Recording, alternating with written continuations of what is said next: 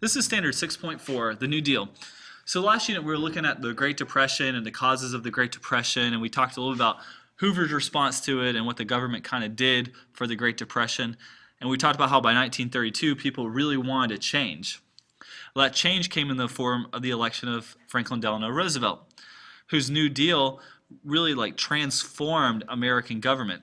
New Deal kind of goes along with progressivism and populism as different social movements. So as we talk about the New Deal, we're going to talk about how it was a response to the economic crisis of the Great Depression, how we'll talk about the effectiveness of the program in relieving suffering and achieving economic recovery. We'll also talk about how it protected the rights of women and minorities and how it made significant reforms to protect the economy like Social Security and labor laws.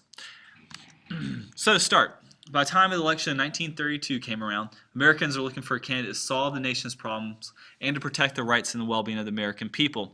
Hoover had been unable to fix the economy. The whole laissez-faire and rugged individualism and kept saying that prosperity is just around the corner didn't really help the people, and so they started getting tired of him saying that.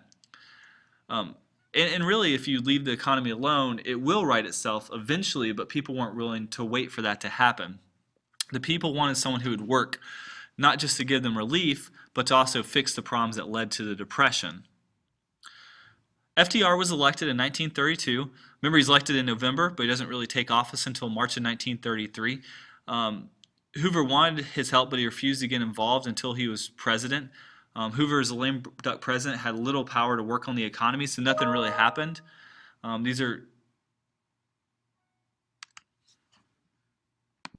And FDR was a dynamic politician. He was very personable, and you can see by these pictures, he has a very different demeanor than Herbert Hoover did. FDR had one of the most famous inauguration speeches in all of American history when he said, and one of the most famous quotes, where he said, "We have nothing to fear but fear itself." And you can see he won very easily over Hoover because the American people wanted someone to make a difference. He immediately initiated a series of relief and recovery measures that were known as the New Deal. The New Deal is very complex and it's very controversial. Critics claim it was an attempt to introduce socialism in the U.S., and historians actually argue that it saved capitalism, even though it did introduce a lot more government control of the economy. The New Deal alleviated some suffering and offered hope to Americans during a tough time. But it's important to understand it did not solve the economic problems of the Depression. It's going to be the massive government spending of World War II that's going to end the Great Depression. As a result of the reforms of the New Deal, the United States has not suffered another economic depression like the Great Depression. And so that's a credit that goes to FDR. The first thing FDR had to do was stabilize the economy, help it recover, and then relieve human suffering. And those become the 3 R's: relief, recovery, and reform. The first New Deal really focuses on relief and recovery. They want to stabilize the economy. So the first thing that happens with the New Deal is they have what's called a bank holiday, where the banks are shut down until all banks can be inspected to make sure that they are sound and they're not going to collapse. The purpose was to stop the escalating collapse of the banking industry. And in fact, FDR's first fireside chats, which were his conversations on the radio to the American people, encouraged people to trust in the banks. Americans loved this radio address. Remember, there's no TV, so the only way the president could talk to Americans was through the radio. Here's a newspaper headline showing that he closed all banks until Friday until they could be inspected. That helped stop the collapse of the banking industry. Before banks could reopen, they ensured they were sound. When banks reopened, the panic had subsided. The government also began to insure bank deposits of up to $2,500. Today it's $500,000, which instilled confidence in the safety of the banks. People didn't worry that if they put their money in the bank, then if the bank went out of business, then they still got to keep their money. And the FDIC still exists to this day. In addition to ensuring confidence in banks, the government also began to regulate the stock market to prevent the conditions that led to the crash. They started to regulate the idea of buying on margin, where they borrowed money to buy stock, and also speculation. And the Securities and Exchange Commission, that's what they did, they still exist to this day. The federal government also sent millions of dollars to the states to use for relief. This is deficit spending, meaning they're spending money that the government doesn't necessarily have, which is going to cause the government to go into more debt. But the idea is that if they could spend more money, then it's going to prime the pump, and then it'll help get the government or help get the economy back to being healthy. Some of the relief measures, one was dealing with farmers, and it was the Agricultural Adjustment Act. Basically, the farmers were paid government subsidies, government money, so that they would not plant so many crops. Because remember, the problem was overproduction. So basically what they're doing is they're almost paying farmers not to farm. They're paying farmers for let that money, or that crop sit in like silos until the government buys it.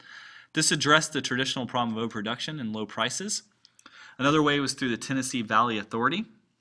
This was a rural electrification program where they would build dams in impoverished areas. And so they'd pay people to build the dams, and it also helped generate electricity for people in the different states, the 7 states that the TVA affected. Another group was the Civilian Conservation Corps, where unemployed men were given work in the nation's parks, and they made, I think it was around $30 when 25 of it automatically went home. And they did stuff like built trails and built parks and built roads and planted trees. They did all kinds of stuff like that. Other programs built bridges, hospitals, and schools and airfields. Another group was the Works Progress Administration. They hired people to go to work. This would be like, they even hired like historians to go to work, and that's how we got a lot of information about slavery, was because these people for the WPA went around interviewing people that had lived through that time period. So we got a lot of really good information from it. I mean, even hired like writers and artists and actors, and there's some of the examples of their products. Job creation programs put some people to work and alleviated the despair of those who got work and pumped some money into the economy, but the New Deal did not result in economic recovery.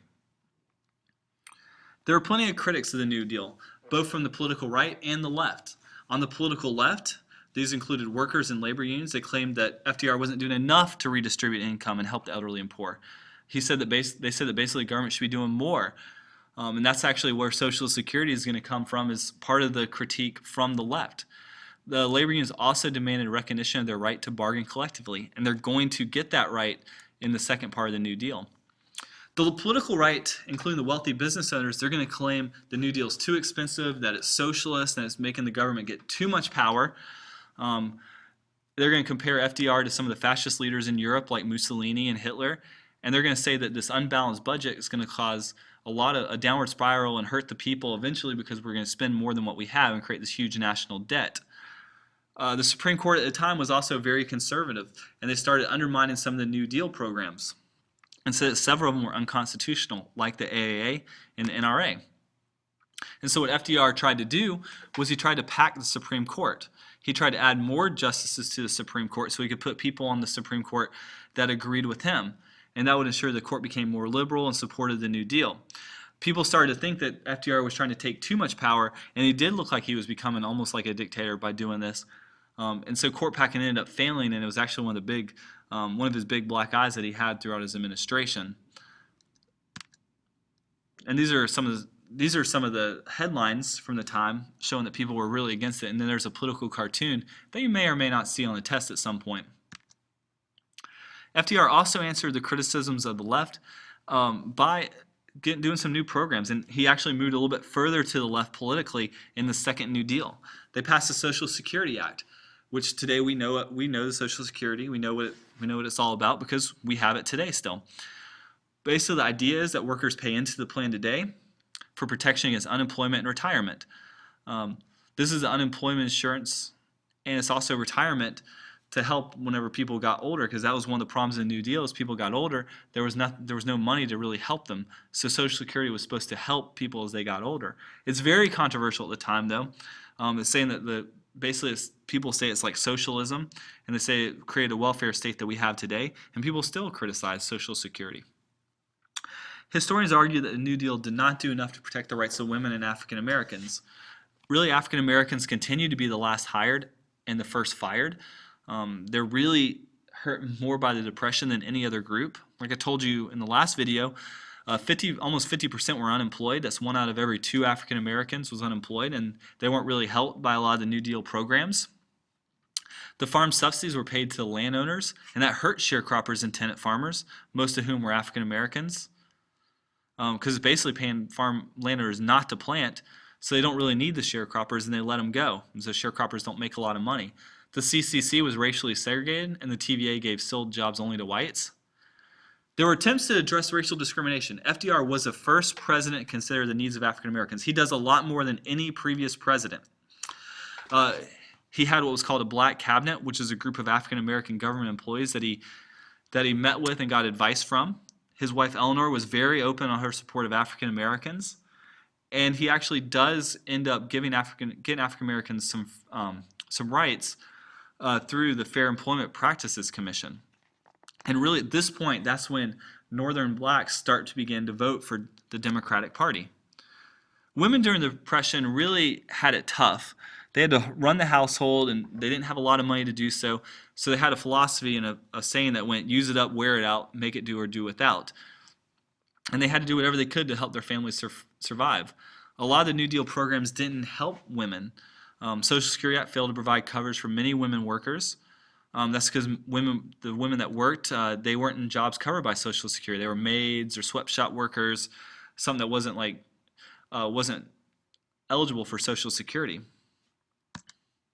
Here's Eleanor, who was probably one of the most influential first ladies ever in American history.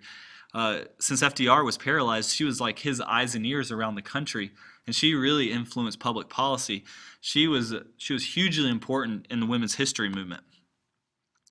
The New Deal is a pattern of reform movements that are generally followed by conservative reaction in U.S. history. They go along with like Great Awakening, the populist movement, the progressive movement. Then you have the New Deal, and then eventually you're going to have the Great Society. All those are tied together, and you're definitely going to need to know how to. You're definitely need to be able to compare those when we get to the EOC at the end of the year. The New Deal recognized the role of labor unions. They establish a minimum wage and maximum hours. Unions do get a little bit of power during the New Deal, although they're going to come back under attack in the 1950s when the United States goes through a very conservative movement. The New Deal is a continuation of the progressive movement and a precursor to some of the reform movements of the 1960s, like the Civil Rights Movement and the Great Society. I've said it twice now, so you should probably understand that that's a really important point. So the New Deal does a lot to help the economy. It does a lot to help average people, but it does not end up causing the end of the Great Depression. It doesn't stop the problems. What's going to stop the Great Depression is going to be the spending that goes along with World War II, which is where we're headed next, to World War II and Standard 7. Please, if you haven't already, turn in the notes guide and do the video quiz. Thank you.